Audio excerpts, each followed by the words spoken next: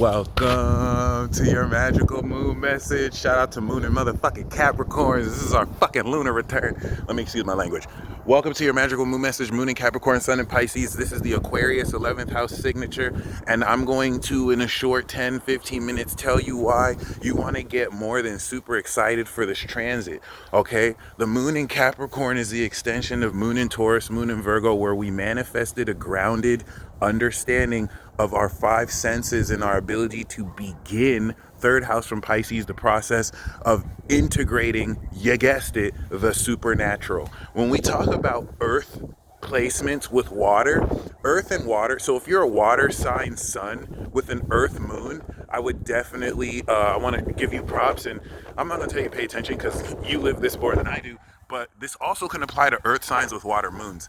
In the water moon or water sun earth moon case, what makes these people super fucking dope is that the awareness of their water sun is inherently unstable, because water suns are special Cancer, rare Scorpio, and legendary Pisces, holy, pure, divine, respectively, in that these sun signs are aware of subtle psychic vibrations, okay, psychological dynamics, that's Cancer and Scorpio, and the metaphysical, Pisces.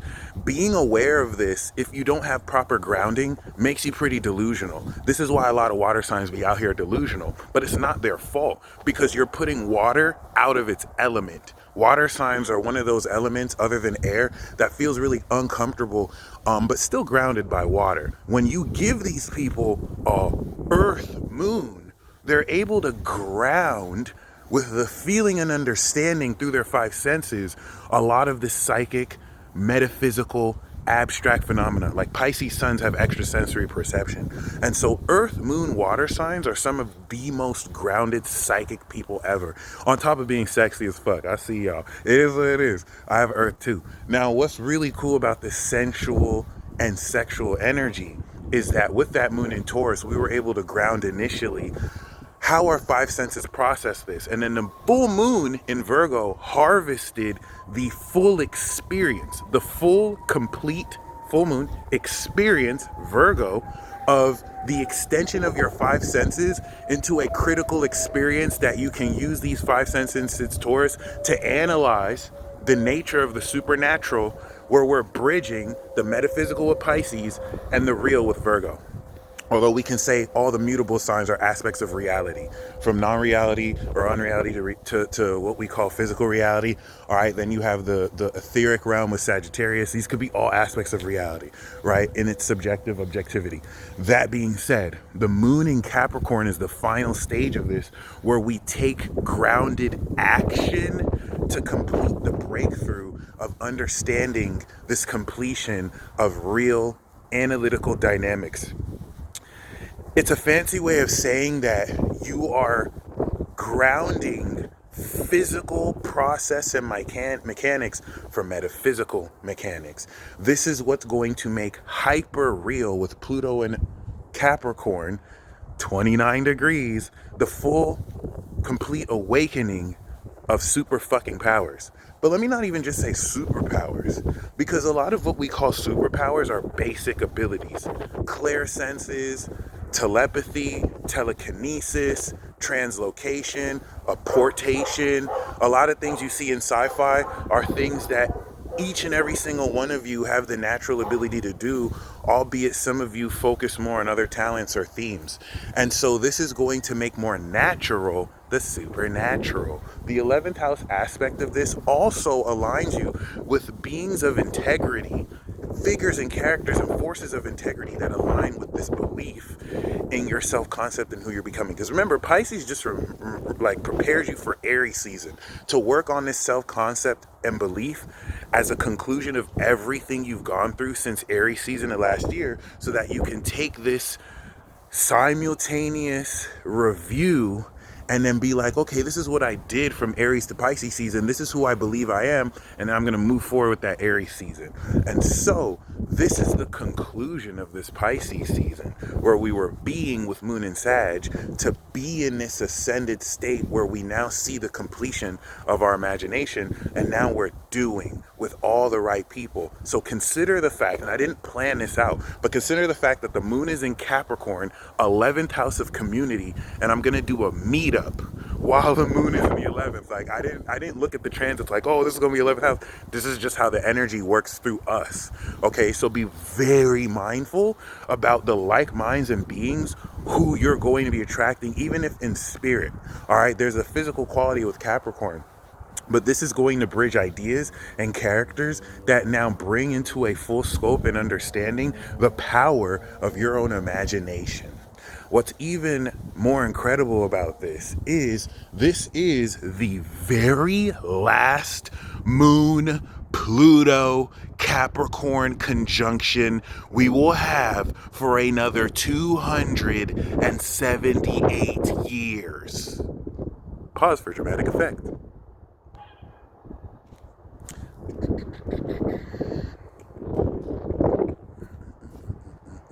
Okay, so with that being said, by the time the Moon comes back into this space, it's going to be conjunct Aquarius.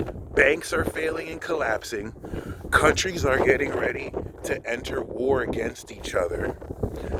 We're seeing a lot more signs of anarchy come through. And as much as it will look like all of this will erupt all at once, it's still going to take a while. But Pluto in Aquarius territory, that's the French Revolution, that's the American Revolution, where you've seen a group of people in an underappreciated class rise up in order to make rights that are fair for them. Of course, the extremism of this did spiral out of control, which you will see happen here. And an example of this is for what happened in Seattle or Washington when that autonomous zone got taken over 2020. The astrology of 2020 is ridiculous. And it's going to be revisited this year. So with that being said, you want to be excited about this instead of scared, because you've been prepared to take everything you're awakening to move forward. And that brings us to this Moon in Capricorn. The 29-degree conjunction with the Moon will happen later on in the year when Pluto retrogrades back into Capricorn. But by then, it's already touched 0 degrees Aquarius. So it's not the same as an ascending Pluto leaving the sign. This is the last time, especially during the last season. And so this is going to be the full culmination of everything that you have been guided to be drawn here, so that you awaken at this 29-degree spot while the sun is on Neptune and Mercury, the full divine nuclear realization of all the supernatural quality of the collective around you, and how that inundates and prepares for you to step into this individuality as a supernatural being, as a sovereign being, as an awakened being. This is going to be the most powerful awakening cycle that we've had ever. I'm telling you that right now, ever, especially with Mars getting ready to leave Gemini. The quincunx between Moon and Mars is going to create a Virgoan Scorpio shift, in that Mars is 6th house from the Moon, but the Moon is 8th house from Mars. The Moon making a closing quincunx, yes, we're getting aspects involved, to Mars, is what's going to help you understand the integrity of the actions you take to quintessentially transform the instinct that you take actions based off of your thoughts. Something like this occurs when you break through utilization of supernatural abilities for the first time. Utilization being harnessed by Capricorn of IUs. So we are understanding the utilization, Moon in Capricorn, of our supernatural beliefs, Sun in Pisces.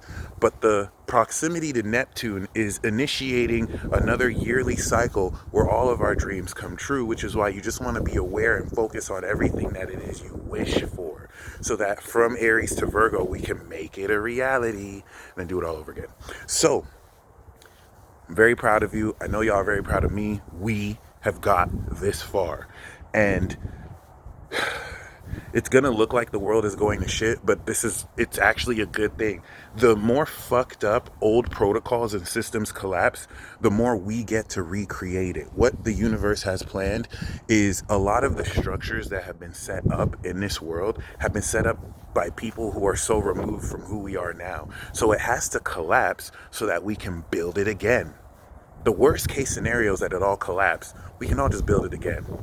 And when we build it again, we're not going to build it the same way it was built. That's the whole purpose of destruction and recreation. So if you're Pluto Sagittarius, y'all next up, all the Saturn Aries, Saturn Taurus, Saturn Pisces is preparing you. If you're Saturn Pisces, congratulations, it's beginning. Saturn Pisces is the most crucial. Okay, Saturn Cap, Saturn Aqua, Saturn Pisces, you're going to see a lot of these people gaining their collective karmic authority to lead entire collectives. Okay, so everyone, even if you're born before Saturn Cap, before the 90s, you have already graduated and returned your power, and you're leading more other people in your own way. Okay, depending on what karma you go through.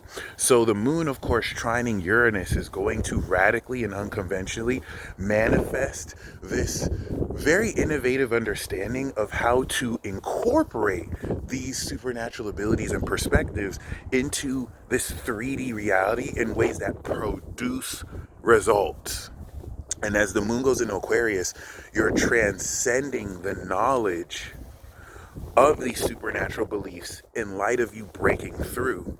Similar to someone who used to ride a bike, but now they drive a car. So you've transcended the mode of transportation because you drive so much more miles an hour fast. This is what's happening, and this awakening is going to be very intense. So any extreme feelings and emotions that you feel, purge them, release them. Don't get so caught up in what you desire that the 3D expression of you seeing maybe the opposite knocks you off balance. Stay true to what you believe and don't get so caught up on what you see. Don't get so attached on what you want that you forget that inner state. If you find yourself faltering, just remind yourself you're perfect in every way. You were born perfect. Everything always works out for you. Just say that to yourself over and over. You don't even have to believe it. Even though Pisces is I believe, if you say it to yourself over and over, it'll produce the image in your subconscious, and that will believe it itself. Even if you don't believe it, you must persist. The rest of this balsamic phase, the completion phase for Moon and Cap, back to Moon and Pisces, you must persist in the darkness of the light, even when everything else seems like it's hopeless, especially as the moon will go over Pisces later, en route to this balsamic phase where you have nothing to believe but yourself. And this is why the synchronicities you see guide you along the right side. So if you've seen synchronicities, don't doubt what you've seen and just keep going the right way, okay? That being said, the last thing I want to share about this is with the moon square Jupiter, before it goes to conjunct Pluto, this is going to enact very unconventional and quick evolutions that will create pressure for you to make decisions that favor your own integrity versus what other people expect of you. And if you're still worried about being unpopular, you're going to be miserable because you really can't please everybody. But you don't want to be so selfish that you're just out here pleasing yourself. We always seek for balance. Really just don't do anything out of the integrity of your being, but make sure you don't treat others the way you don't want to be treated. Simple shit, man. Jesus told us to love everyone. So that being said, what's really, really important here is the power of this moon transit, and how with 29 degrees moon Pluto, with 25 degrees sun Neptune coming in 26, you're getting ready to awaken everything beyond and across lifetimes. And this is going to bring up to the surface unresolved feelings and issues that you must address and release.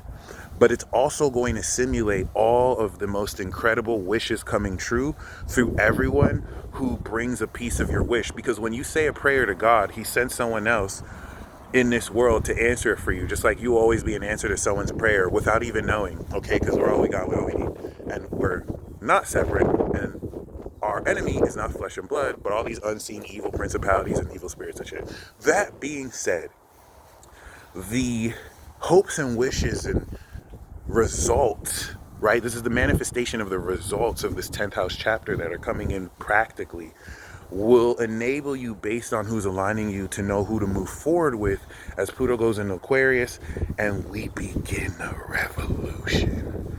Moving forward, I'm going to be taking a much more extreme approach towards really sharing certain uncomfortable themes, but I'm just glad that y'all rock it with me. You're going to be seeing in your environment things switch drastically. And so while everyone loses their shit, keep your calm head, because you're awakening supernatural power and abilities that are meant to be a part of this new world so that you could be a leader and lead those who need to be led and remind them that they're leaders too.